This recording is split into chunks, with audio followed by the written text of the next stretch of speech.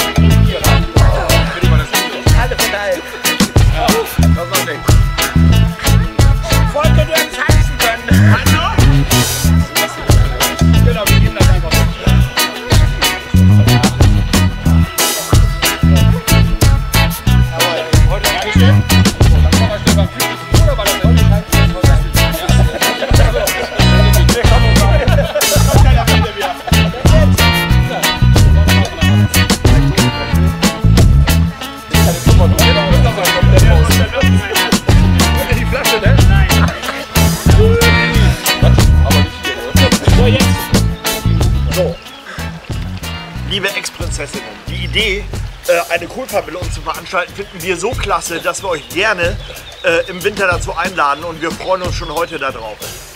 Und ja, zum Thema Nominierung. Wir nominieren die männliche Prinzengarde, den Spielmannszug Gannerkesee und das Bühnenaufbaukommando.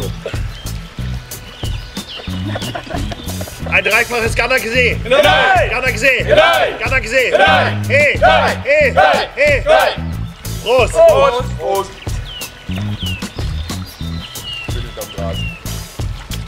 Ja, man erkennt es schon.